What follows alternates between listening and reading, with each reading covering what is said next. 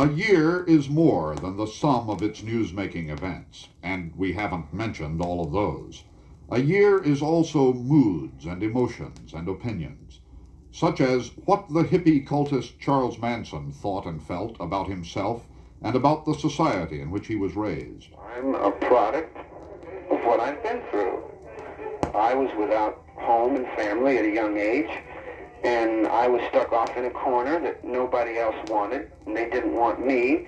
And they said, well, what are we going to do with him? Well, his aunt doesn't want him, his cousin doesn't want him, and he's always in the street, and he's a bad boy. So they labeled me bad boy, and they tell me I'm bad boy for 100 years, and then they expect me to act like a bad boy. You go in a juvenile hall, you got a bed, a locker, and a table. You go to their orphanages, you got a bed, a room, a locker, and a table. You go to their penitentiaries, you got a bed, room, locker, and a table. The penitentiary is the penitentiary all the way from the time you're old enough to where they can start locking you up and cutting you off from the sunshine and cutting you off from the fresh air. We have got a mechanized monster that eats people, and it cries for people's blood. 1970 was also Vice President Agnew's alliterative campaigning. The great question for all of us this fall is becoming ever clearer. Will America be led by a president elected by a majority of the American people, or will we be intimidated and blackmailed into following the path dictated by a disruptive, radical, and militant minority, the pampered prodigies of the radical liberals in the United States Senate?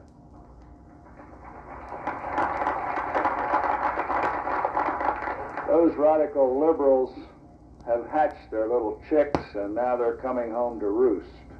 And that brings me to my target for tonight, the professional pessimist.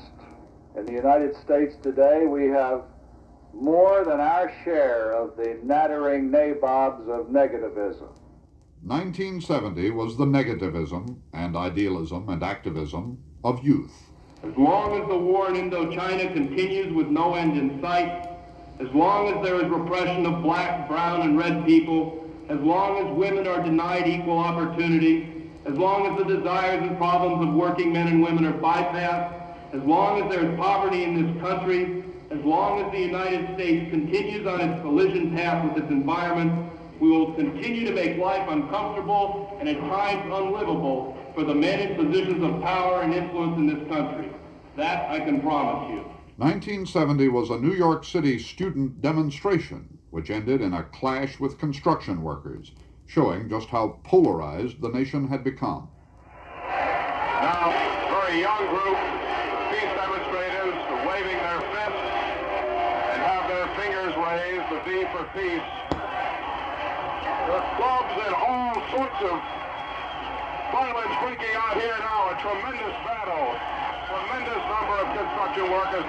It has been one of the wildest exchanges we've ever seen here. Seen in New York, where any number of demonstrations for any number of causes have taken place over the years.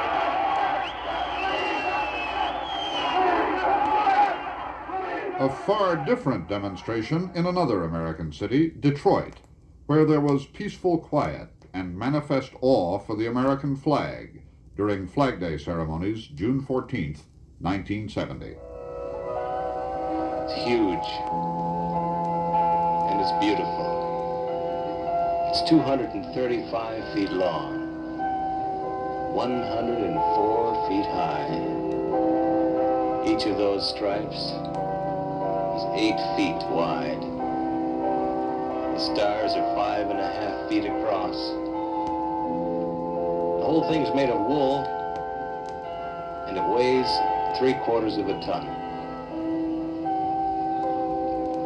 The crowd on the sidewalk here is much larger than any crowd has gathered here for any kind of demonstration in downtown Detroit for a long time.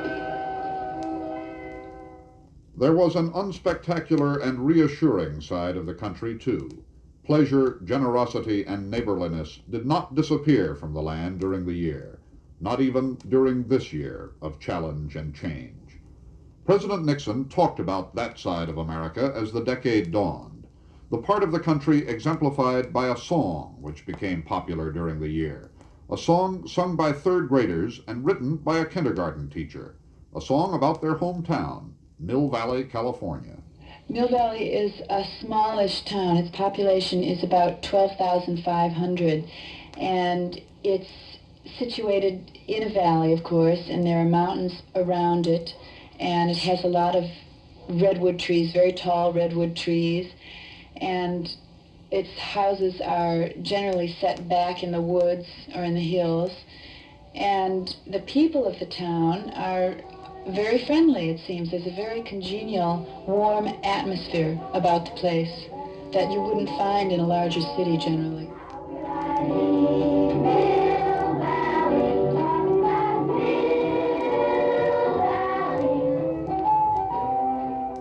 Our land, this land that is ours together, is a great and a good land.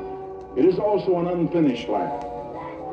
And the challenge of perfecting it is the summons of the 70s.